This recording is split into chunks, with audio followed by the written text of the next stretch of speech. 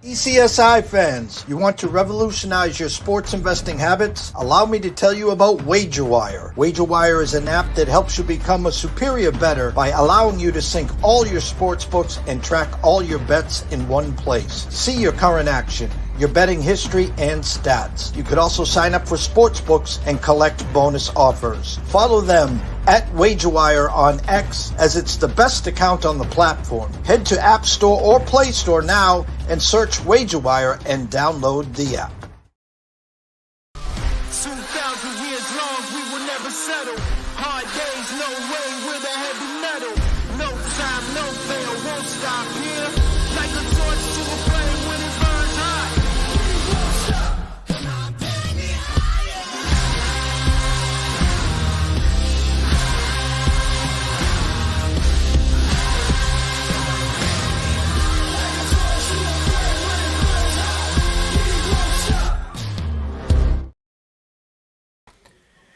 Good afternoon, sports fans from all around the globe. I am the host, Jeff Dawson, East Coast Sports Investors, and it's that time of the week, my favorite time, Tea Time Wages, with good friend and colleague, Mr. Brady Kannon, live at the 3M Open this week, fresh off the final major, the Open, where X marks the spot, plus 1425 pre-flop at the Circa. We're going to talk to Brady about the carnage that we saw for most of that weekend, talk about his thoughts going into Saturday and Sunday, and of course the 65 that XANDER brought to the table to win the Claret Jug, his second major, and now in talks to the Player of the Year, which I'm having a lot of fun with some friends here. I know 6 wins, 1 major for Scottie, and 20-something million dollars, but 2 majors in 1 year.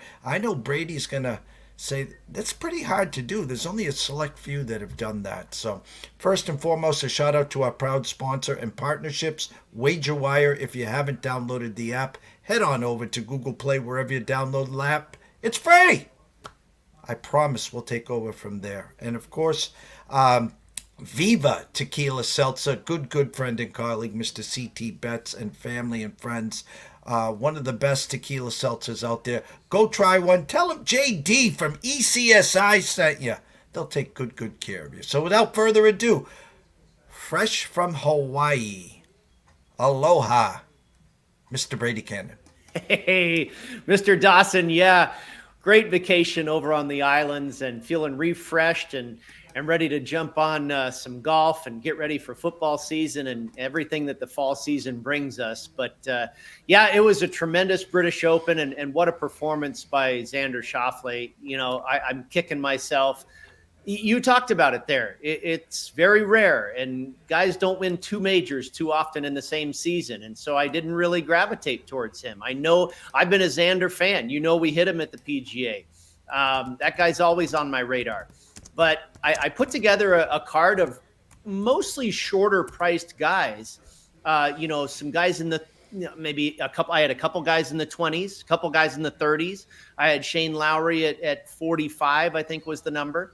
And then I had Rory at plus 850. He was my choice for my shorter shot. I could have very easily taken XANDER, but there was so much that made sense about Rory. And XANDER was kind of like, gosh, you know, it's not going to win 2 majors in the same year, is he? Boy, he sure did. And he caught a nice break with the weather, you know, avoiding the weather on Saturday. Not the same can be said about Mr. Shane Lowry, who got really the worst of it. Being in the lead, being the 36-hole leader, those guys that were in the lead going into Saturday really got the worst of the weather. Scottie Scheffler said the hardest back 9 he'll ever play in his life with the conditions. And that was unfortunate for us as Shane Lowry backers. But, you know, I mean, that's the way the cookie crumbles. That's the way the ball bounces. That's, you know, you need some luck in these things too. And I also want to say that the Sunday, you alluded to it shortly there, Jeff, Billy Horschel, your 54-hole leader at 4 under par. Justin Rose a shot back at 3 under. Even Lowry, you know, who was at 1 under at that point after that, you know, 77 on Saturday. I don't think anybody was really to blame for what they did on Sunday. Horschel played well. Justin Rose played well. Xander just played better. He went out and grabbed it. He went out and beat everybody. Nobody blew it. But Xander, and he flipped the script too. We had seen all week where you had to go out and score on the front nine and then just hang on for dear life on the back nine. He shot a relatively pedestrian 2 under on the front on Sunday and then went berserk on the back and shot 4 under on one of the hardest back nines in all of golf. Now, the weather was down a little bit and benign, but still, his performance on the back nine, he birdied the hardest hardest hole on the course. I don't think anybody made birdie there all week, and he did it on Sunday. So, yeah, he was remarkable. Like I say, nobody really blew it. He went out and got it, and hats off to Mr. Scheffler being the champion golfer of the year. I could talk for hours just about the weekend, just about the Open, just about the player of the year. And I'm going to go first to Saturday. You talked about Shane Lowry, 47-1, 49-1 in some shops. The 36-hole leader. I heard a phrase, and it was probably on the Golf Channel. Golf is a game of mistakes and mental resets. And listen, I had a Shane ticket just like you did, and I'm sitting there, watch this guy. I don't want to say just blow up like a wood tick. It was just like a kindergarten kid just going absolutely apeshit, whether it was a fan moving, a camera. There was always someone, not him. It was always someone else. And I know we got a bad draw. We know that. But everyone else was playing in this. And you can't win a tournament in one day, but you sure can lose it. So what was your thoughts on not just his bad play on Saturday, but the emotional meltdown? Yeah, and I don't think I've seen that out of him before. I thought that was very odd. And then he, and like you say, nothing was his fault. He talked about the setup of the golf course and stuff like that. I mean, what did you think of the setup of the first 2 days, Shane? You seemed to like it pretty well for the first 2 days. So I don't know. It was odd. I could kind of see it coming. I'm sitting there on vacation, seeing my guy in the lead going, boy, I hope it holds. But you know how that goes. You don't see a guy typically go wire to wire, especially in a major championship. But the other thing is what I can kind of, not feel so bad about is, let's say, those people that were playing late on Saturday, they were all over par. You had some guys that went out early like Sam Burns. Schauffele was kind of in the middle. He was able to hang on. Sam Burns shot like a 65 or something like that. You had some guys that went out early go really low before the weather turned on a dime. But Lowry shoots 77. Okay. Let's say he shoots 74. He probably still doesn't win the Open because of what Schauffele did on Sunday. So I can kind of feel okay about that. Even if he wasn't as bad as it went on Saturday, he may still not have won. Probably a good chance he still doesn't win. And staying in Saturday, talking about embracing the moment, there was Justin Rose, hat on backwards. Billy Horschel, hat on backwards. Daniel, what was the other, the no name out of nowhere? Daniel Brown, yeah. Daniel Brown, who's gonna sink a 25-foot putt on a local to get in. I mean, the stories were amazing. And then here's Lowry sulking. So I'm now going to move to Sunday because Lowry bogeys early. So now we're just writing that ticket off. And then he goes birdie, birdie, birdie. And we're like, okay, here we go. And then his next putt, he comes up like 3 inches short. I know. Not even 3. I think it was an inch or less. It was right up.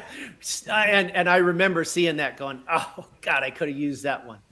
So right there, I'm like, oh, God, that was the one because you could see him starting to build that momentum. He drains that one, and I'm like, oh, here we go. Scottie struggles. And like the Masters, Brady, where there's certain holes that you take par and you run for dodge, and then there's certain scoring holes where you got a birdie or potentially eagle. And as you said, Xander was just sitting in the fescue, just strategically playing, almost Tiger-esque, just Yes. knowing where to go, where to go. And as you said, sitting in the catbird seat, going to the back nine, and then he was just like, "Come on, boys, let's go." And he just took the jug from there. Yeah, I mean, the tournament was kind of wrapped up by about the 13th or 14th hole. The last 4 or 5 holes, he was in cruise control. It was a clinic on Sunday, and, congratulations to him. And, it's frustrating when, I was really baffled by Rory. I mean, he missed the cut. I was surprised by Tyrrell Hatton, another one of our selections, Tommy Fleetwood. All the guys, Morikawa did pretty much what we expected, had a nice week. You were, I know, really high on Morikawa, as was I. And he pretty much held true. He didn't fall on his face. He pretty much did what he's done all year, played extremely solid golf. But Hatton and Fleetwood and McIlroy, some of my shorter price guys that I had a lot of faith in, they all missed the cut. My long shots, like Lowry and Emiliano Grillo, and had another guy in there that I'm not recalling off the top of my head right now. They all made the cut and did pretty well. So that's how these prediction things go, right? I mean, you think it's going to go one way, and it went complete opposite for me. And hey, all you want is at least one or two guys with a chance. We got that, but yeah, that back nine on Saturday pretty much did us in. You could, after round one, you could have went to the Circa, said hello to Mr. Benson, and got DeChambeau, Fleetwood, Rory, and I'm missing another big name, between 22,500 to 25,000 to 1 after round one. That's how bad they played. Oh, yeah. And DeChambeau was not a guy that I liked for this golf course, and it might be a while before I ever like him at a British Open. That was kind of the story with Bubba Watson for a long time. It was a story with Phil Mickelson for a long time, who could not hit a low ball. He finally figured it out, and he won an Open championship. I think Bryson is another guy that's going to have to learn that style of golf before you'll find me backing him at this particular championship. Shane Lowry is a guy who, it's pretty clear that this is probably his very best major. And we almost got there. But, hey, the rest is history. We had fun trying, and, we move on to Minnesota. And before we jump to Minnesota, your thoughts. I've had a lot of mixed reviews. Now, listen, as you know how hard it is to win one major, but to win two majors, yes, Scottie has won 6 tournaments this year. He's won like $23 million. He has the Masters jacket, but here comes Xander, 2 majors in 1 year. He's won $15 million. We had already engraved the player of the year, obviously, to Scottie. Defending gold medal champ Xander, we'll find out if he defends, obviously, in less than 10 days, I think it is. And then the FedEx Cup. Today, right now, Brady Kannon, you have a vote for player of the year. Who's your player of the year? I think I have to go Scottie. Okay. But it's a real tough race, man. Xander, and it's not only everything you just rattled off. Look at how many top 10 finishes Xander Schauffele has as well. I mean, is that the best bet you could make? And it's probably not only in 2024. Certainly the best bet you can make in 2024 is Xander Schauffele to finish top 10. I mean, what does he have, a dozen of them or more? It's been at like absolute clockwork to win 2 major championships, to get your first one, and then to knock down a second one. I'm just really happy for the guy. He's had that label for so many years, not so many years, but maybe the last 3 or 4 years anyway, best player to have not yet won a major, and then he grabs 2. And I'm glad I was a part of one of them anyway. Would have liked to have been a part of both. But, another interesting kind of turn of events here that we have going on for Xander Schauffele. You mentioned the defending gold medalist. He's going to go into Paris this week or next week. And, he's the last guy to win a gold medal at the Olympics when they were in Japan, I believe.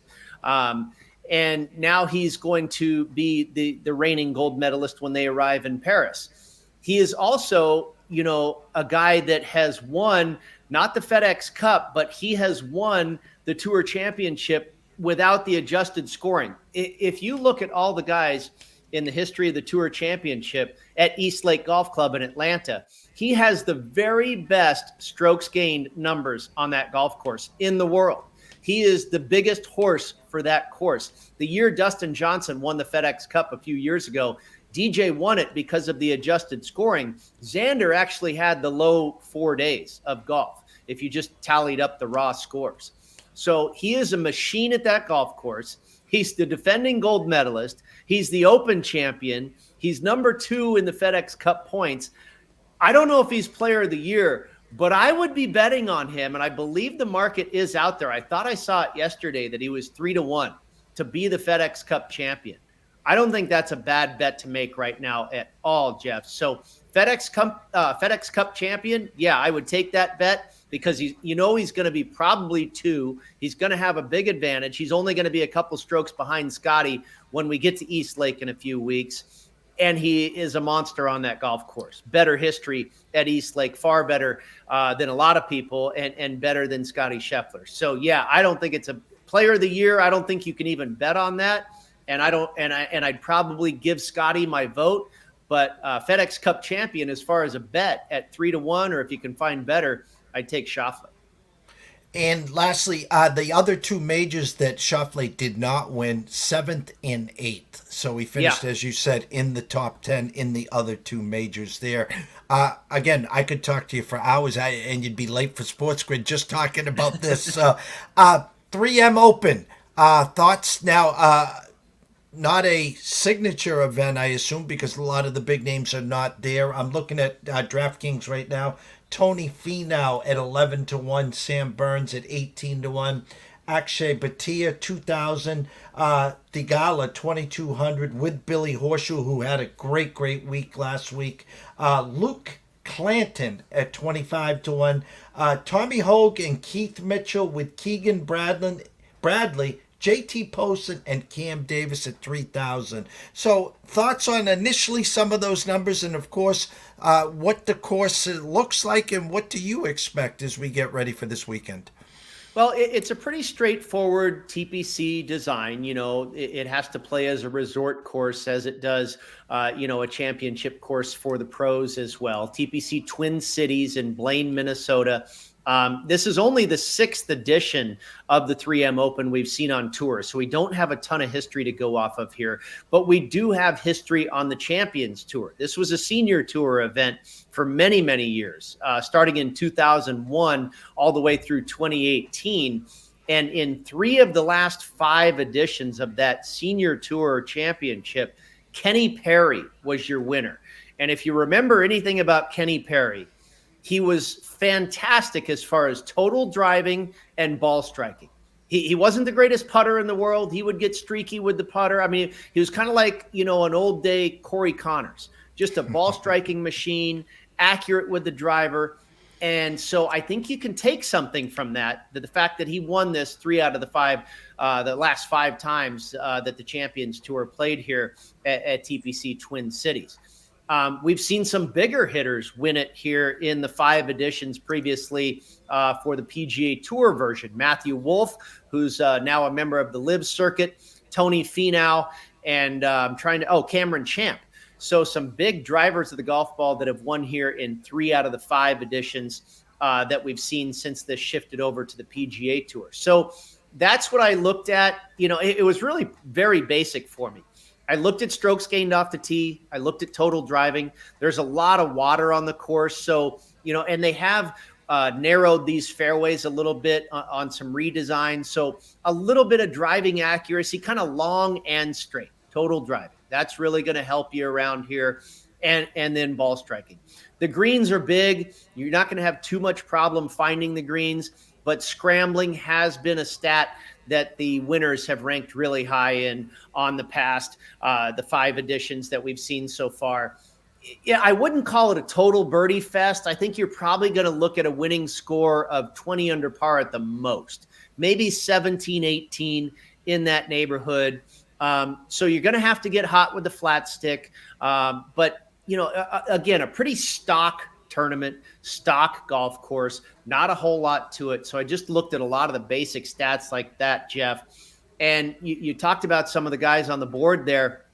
I can tell you, it was about an hour and a half ago. I finished up my article for the PGA Tour, the Prop Farm, that comes out on Wednesdays about this time. BetMGM is really heavy on Akshay Bhatia and Billy Horschel. And those are a couple of the top names at the board there. And, Akshay Bhatia he's a hell of a player. And I think when you have a watered down field, this guy's becoming a star. And I think will be a star in the game here pretty soon. He's already a 2-time winner on the PGA Tour. So I think your casual bettor, when they see him amongst a lot of other more unknowns, they're going to gravitate towards him. Billy Horschel, we just saw him play tremendously well, as you mentioned, and I talked about. Nothing to be ashamed of shooting a 3 under par on Sunday in the final round of a major championship, Billy. I will tell you, absolutely well done. Xander just beat you. But I wrote about this in my article as well. You go through that mental grind, sleeping on the overnight lead, thinking of all the possibilities, how this could possibly change your life forever. Going through that mental grind on Sunday of actually trying to execute it and play in those conditions and that difficulty of a golf course. To come back and just pick up right where you left off the very next week, I think is asking a lot. So Billy Horschel did not make my card, but he did make a lot of people's card at BetMGM along with Akshay Bhatia. I know at Circa, a lot of people landed on JT Poston. You mentioned Luke Clanton, the amateur, who's been playing tremendous golf. A lot of people landed on him at Circa, as well as Nick Dunlap, who just won last week, the alternate event, the Barracuda Championship near Tahoe, California in Truckee. So those were 3 players. And let's also be fair by saying the betting has been pretty light, Jeff. Not a whole lot of activity this week. I think everybody trying to catch their breath after the last major championship of the year. Also at the Westgate Superbook, I know they took some sharp action on Austin Eckroat, who won the Cognizant Classic, formerly the Honda Classic, earlier this year. And he's been a sharp play in a number of different tournaments this year. He's a heck of a player and a very good ball striker. So it doesn't surprise me that he's seeing some action from the sharp players here this week as well. Well, I'm going to give you the center stage here. I'm going to play host and producer at the same time. We can get to your outrights, and then we'll come back. We have a little cherry on top. Of course, there was some live action, which you've been just in fuego, so why not keep going on the live scene? But we got a few minutes till that, so we're going to get you on here. Give me 1 second for your outrights. Well, Jeff, you did mention Tom Hoge, and I landed on Hoge. I think he, like Bhatia, like Horschel, like Finau, he's one of the best players in this field, and he absolutely fits kind of that Kenny Perry mold. One of the best ball strikers in the world. He ranks second on the PGA Tour in strokes gained approach. He's also very accurate off the tee. So Tom Hoge, and this guy can get red hot with the flat stick too. He's a pretty darn good putter.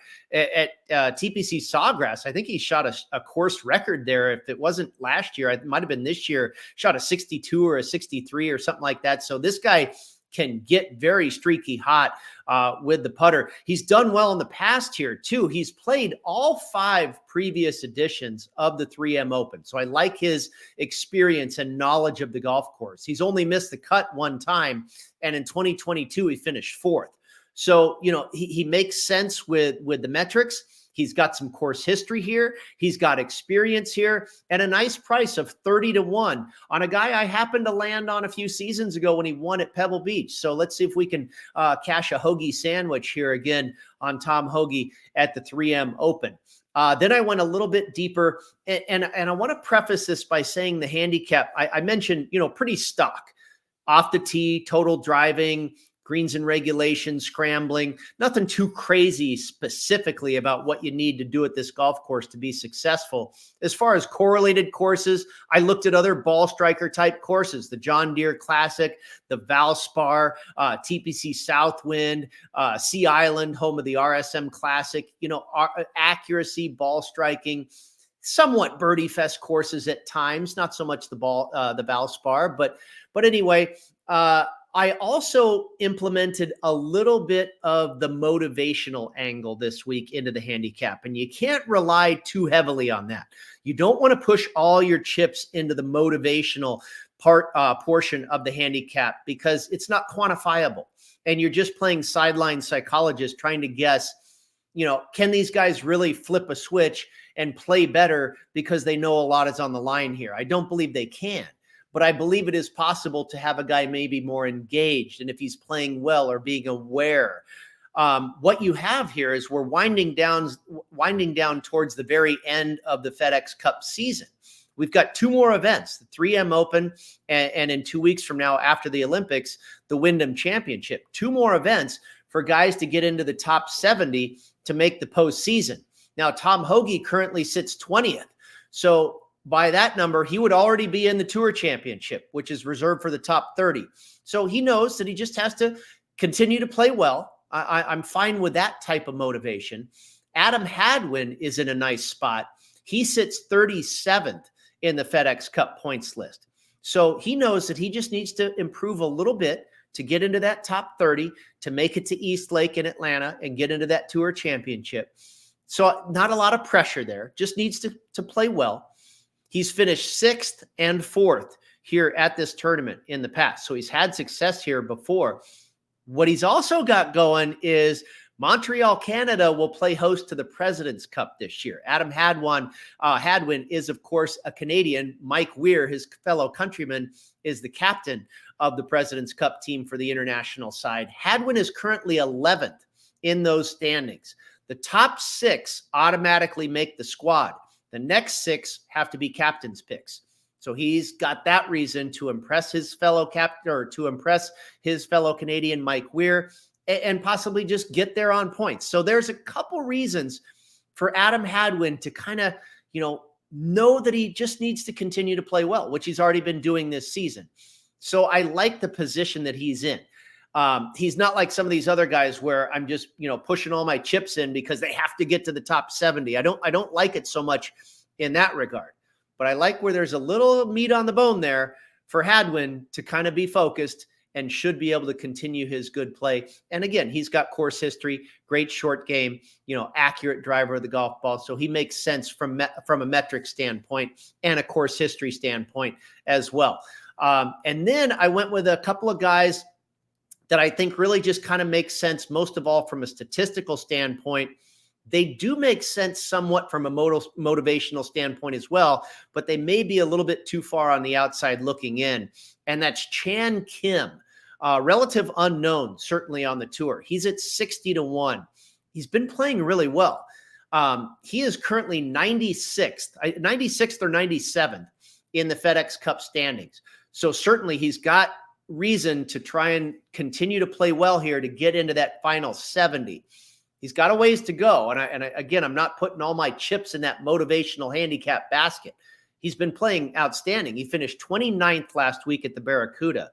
He was 10th at the ISCO Championship the week before that. That's the alternate event in Kentucky when the big boys were at the Scottish Open. He finished 10th.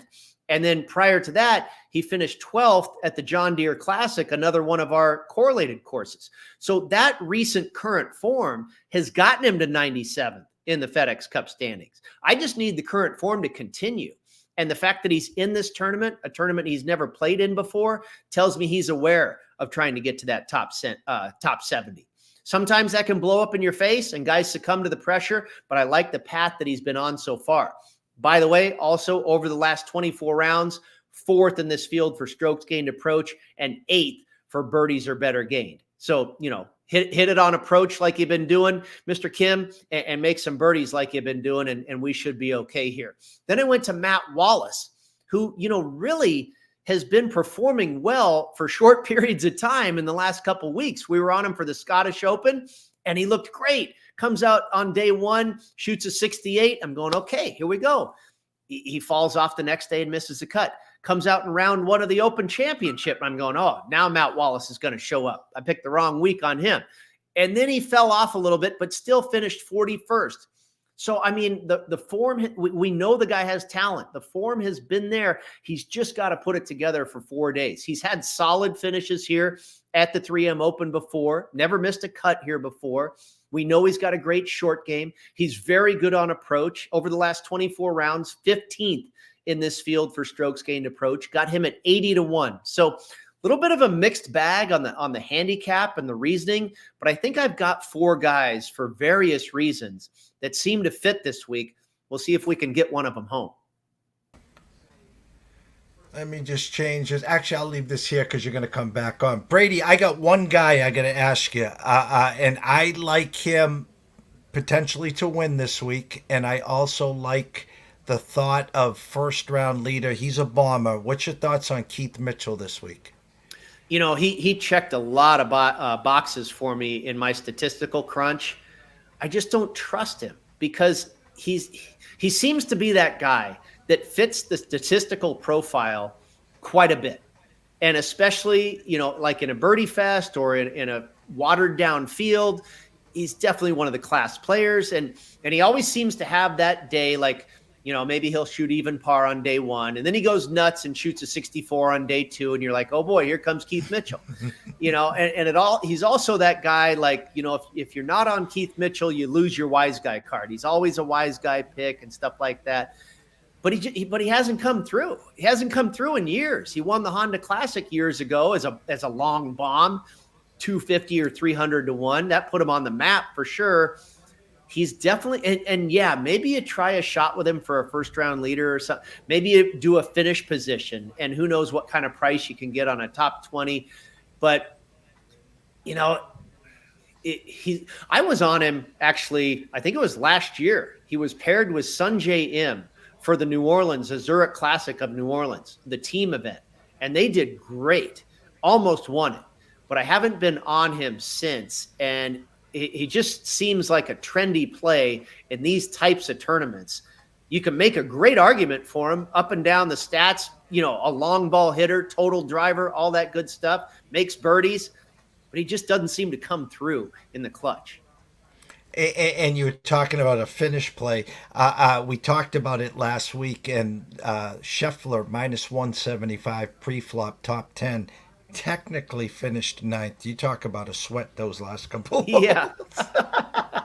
He got as high as minus 800 earlier to top 10. Anyone that bought the minus 800 was sure sweating for sure.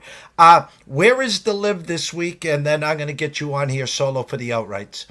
Yeah, the Live is staying across the pond. They are in England. I can't remember. I'm trying to remember. It's not close to London. It's in a different part of the country.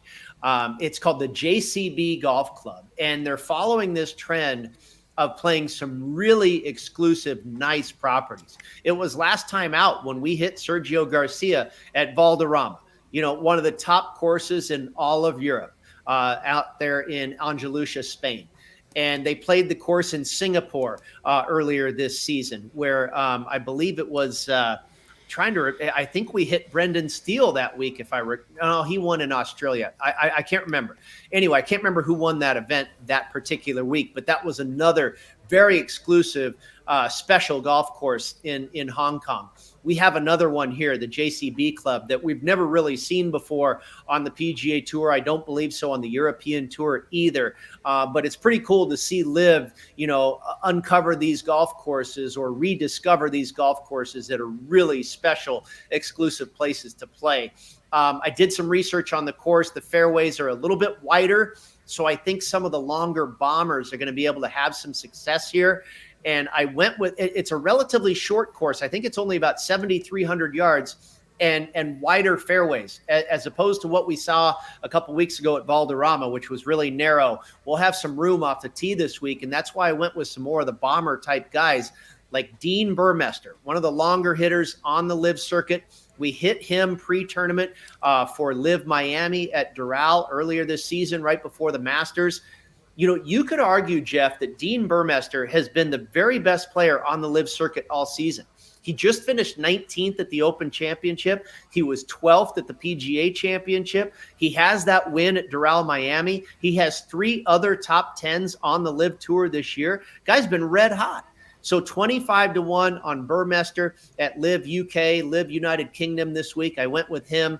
Now, in this one, my second play, I went with a shorter, more accurate player, but I can't deny the form that he's been in. Richard Bland, the old man, at 30-1, wins the U.S. Senior PGA Championship and backs that up with the U.S. Open Senior Championship. 2 majors in a row on the senior tour was incredible. So at 30-1, I had to take a shot with him. We'll see if he can keep it up with the big boys here this week in the UK. And I went with all European guys too.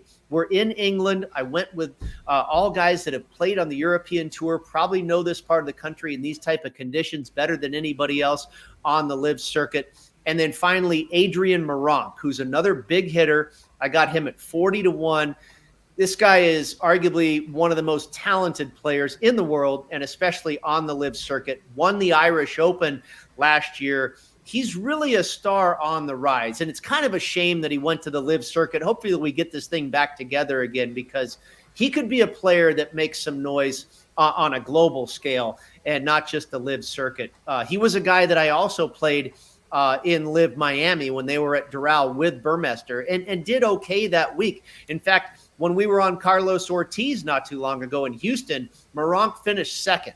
So this guy is close, and maybe this will be the week here in the UK. Burmester at 25, Richard Bland at 30, and Meronk at 40-1 on the LIV circuit this week. We'll see. That's 4 outrights pre-tournament on the LIV circuit. I need to shift over as well. Maybe Greg Norman will pay me the big bucks to just handicap the LIV Tour.